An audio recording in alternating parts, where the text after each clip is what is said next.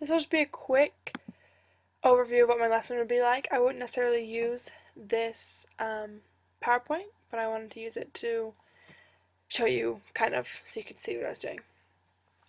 So first, we're going to talk about, now we've reviewed acids and bases and what they mean, we will talk about how you can use that to write invisible ink, to write secret hidden messages. So how do you think this relates to invisible ink?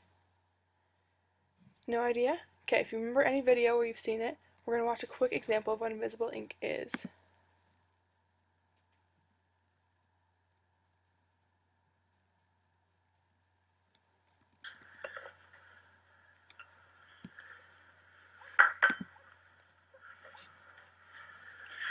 You can't do that.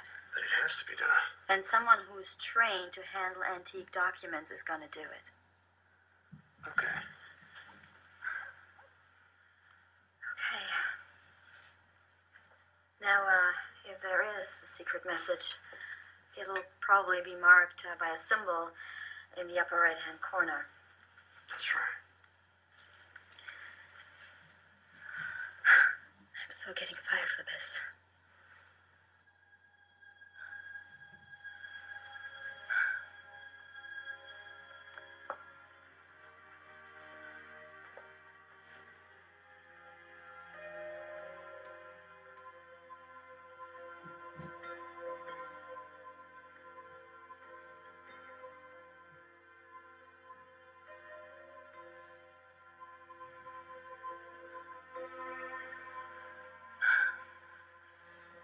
I told you.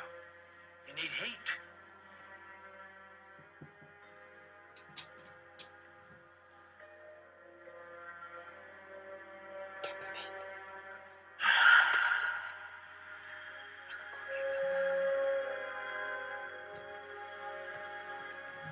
See?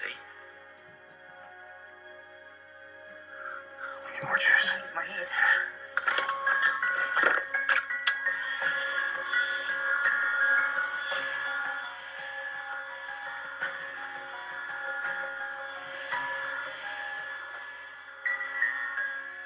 It's not a map.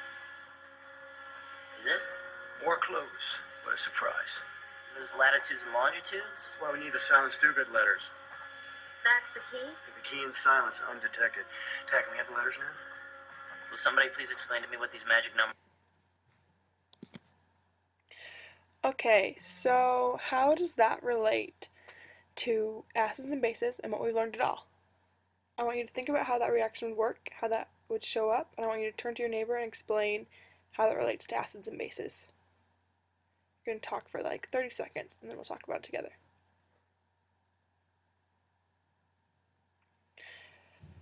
Okay, so who has a good idea?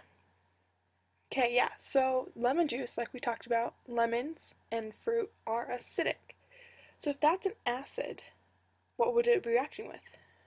A base, yeah. So if you write something in baking soda, and then, which is a base, and then show it with lemon juice, it will show up, even though it was invisible before. So we're going to talk about why that would work. Why does that work? Because they oxidize and they react with each other. Perfect.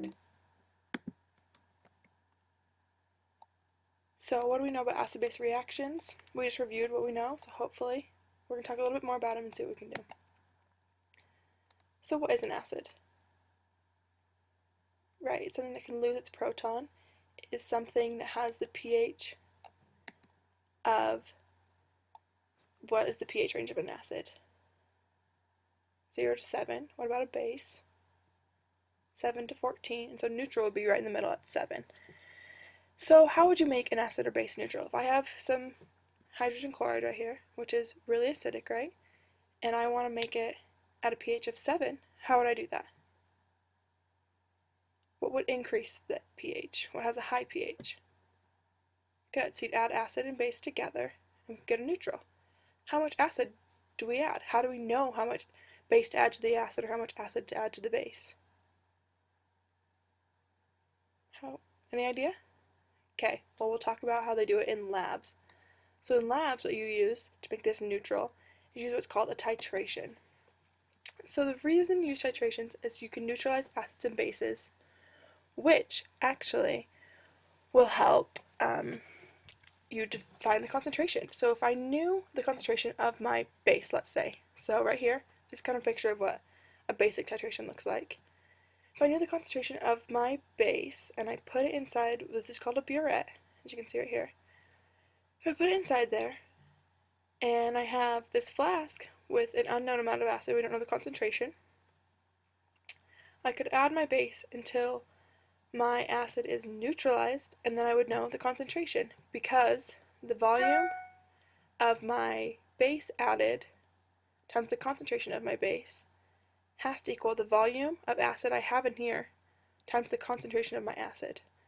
So if you remember last week we talked about concentrations and what they mean, molarity, molality, all those things. So we're going to be using that today to do our lab along with acids and bases. These all go together in the same unit.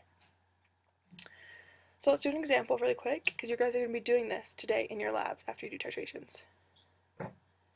So if you have 4 milliliters, if you add 4 milliliters of this base from your burette into your acid, and this base was 3 molar concentration, if you remember what that means, and you had 10 milliliters of acid in here before, and that's how much it took, just 4 milliliters to neutralize all 10 milliliters in here. What was the concentration of our acid? So how do you figure that out? I want you to each write it down on your whiteboards, and then we'll talk about it as a class. Someone can come up and show me if they know how. So I'll give you 2 minutes to try to figure it out on your whiteboards, unless we're done before that.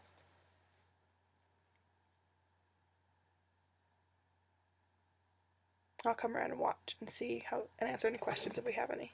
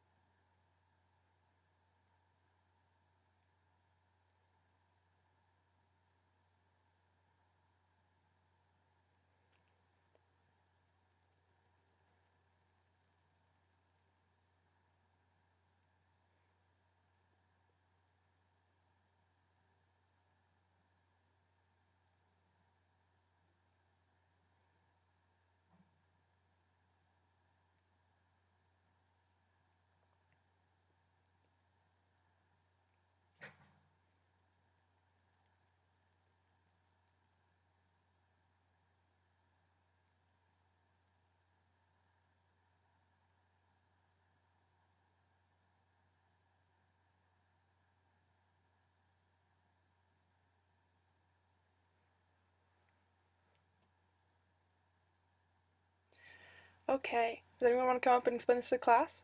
Write it up here. Okay, we'll go through it together.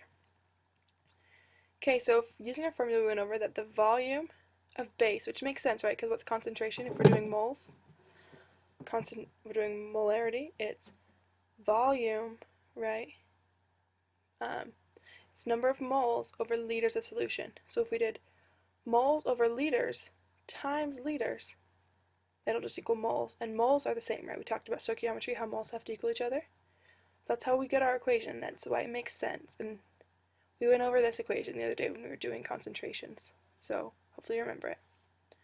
So if we know that volume 1 times concentration 1 equals volume 2 times concentration 2, it's pretty simple. We just got to plug in our numbers, right? That's what you were saying. So let's plug in our numbers and see what happens. So we get 4 milliliters from our base and has a concentration of 3 molar. So 4 milliliters times 3 molar has to equal our volume of our acid times the concentration of our acid. So that's 10 milliliters plus some unknown concentration we don't know. So that's 12 milliliter molars equals 10 times some amount milliliter moles, which means the sum amount has to equal 12 divided by 10, which is 1.2 moles. So that's how we found the concentration of our acid. Pretty simple. Your math might not be quite so simple because it's going to be real life, and you know real life isn't perfect tens. It's a little bit different, not quite so round numbers, but hopefully you'll be able to get consistent results across all of you because you're all going to have the same acid, so you can compare to kind of see if your math went right, if your titration went right, but we'll see when we go. So when you actually go into the lab, you're going to want to set your titration up like this picture shown here, and there'll be a picture in your lab manual so you can check. But let's just go over it really fast, and then we'll talk about it more in a second. So you're going to use your ring stand, and you're going to get your clamp, not your ring, and you're going to clamp this burette, and be very careful because these burettes are expensive, so please don't drop them because they will break. So clamp it on like this, and see right here, there's this stopcock which keeps the liquid from just flowing out onto the floor. So make sure that's closed before you add your base, or else it will spill everywhere. And you don't want to touch the base if you can avoid it, so let's not have that happen. Then you're going to put your Erlenmeyer flask, right, these are the triangle ones, underneath, and put the acid in that. And then we'll go from there when we're doing it.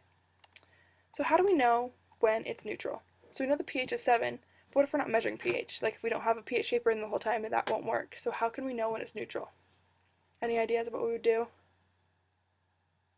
We'll add what's called an indicator. And what does an indicator mean? What does indicate mean? It means to show usually, right? So if you see in this picture, this acid is pink. We're going to be using an indicator that turns pink. So when your titration is neutral, the indicator will be clear. It won't change the color until the titration is neutral, have a neutral pH, and then it'll go pink. You stop. How do you know when you're done? You stop at this faint color, when it's just this light pink, not when it is this dark pink. Most indicators give a light color first and then a dark color. We're going to be using a pink one today, but there's blue, there's purple, there's all kinds of colors, but it's always the faint color. That's when it's first neutral, not when you've tried it too far. Now it'll be basic if you did this one. So when you get close to the pink, you're going to want to add it drop-wise. So normally when you're using a burette, I showed you there's that stopcock. You can just turn it and it'll slowly stream, a stream will come out. If you turn it just a little bit, you can get it so just one drop's coming out at a time, like when you turn your faucet and you don't turn it off all the way and just one drop keeps coming. So you want to do that when you're close to the end to make sure you don't, because the difference between this one and this one can be just one drop sometimes. So make sure you're adding it super slowly at the end. How do you know when you're at the end? Anyone have any ideas? Hint has to do with this picture down here. Right, so when you get close to the end, the drop, as you add it, will turn pink, like you can see right here. But then it'll fade back to this clear color. So when you start seeing your drops turn pink, you know that you're close to the end. So you want to add it really slowly until the solution stays pink for 30 seconds or so. This one is a different indicator than us. It's a little bit more purple. So it's darker than ours should be. Yours should be more like this. So I'm going to show you a burette, kind of explain it, and I'll show you a demo of my titration. And then what I want you to do is you're going to get on Virtual Chem Lab with a partner, and you can set up a titration, and you can add your acid, add your base, choose your concentration, and do a titration so that you can see how it will work in an ideal setting. Do that at least 2 times.